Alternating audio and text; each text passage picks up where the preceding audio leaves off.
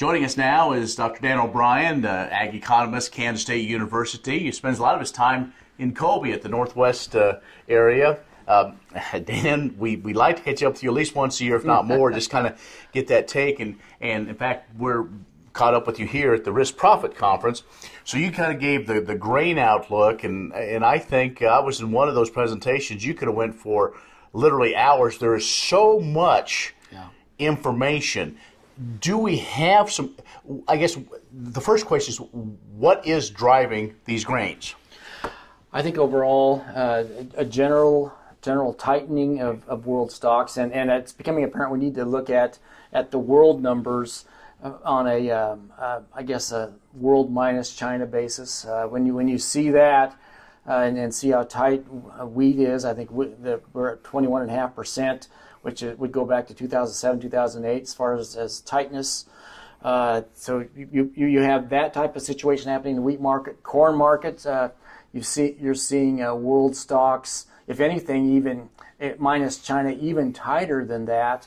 And again, you're going back there again at least 15, 20 years to find a similar situation. Soybeans also tight. Even in aggregate, you're seeing a ongoing growth in usage, matched by pretty much the same, but a little bit inconsistent growth in production that ends up and leaves us with, on all these commodities, sideways trends for ending stocks. And so when you have growing usage and sideways trends on stocks, you end up and tighten things up. And so that's where we're at.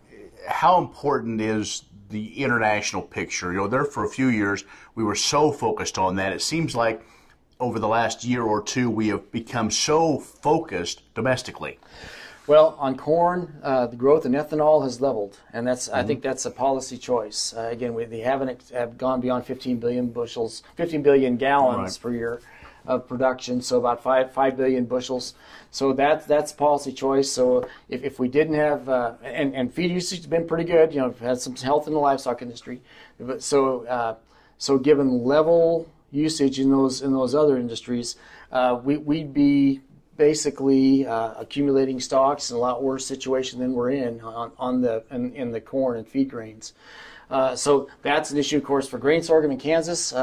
We are highly dependent on exports to China, and we do great price-wise when we have that, when we don't, otherwise not. Soybeans, really it's a tale of which half of the year that we're talking about. We really saw great exports about the first half of this marketing year. Then when South American crops came available, we basically struggled and are now wondering about when we'll start seeing. Apparently we have news coming into the market of purchases again showing that, the tide's now turning back to the U.S. So on the margin, we're dependent on exports. And when exports are hot, it's news in the market every day. Sure. And for those other numbers, we're waiting for a monthly report here or some other thing there. When the exports are moving, it's an ongoing urgency to bid the price up to the place where someone can get supplies. Dr. Dan O'Brien, ag economist, Kansas State University, is joining us. We're going to take a break. We're going to talk on the oilseed business and discuss more about this wheat, because before long we're going to be planting next year's crop. We'll be back in just a moment.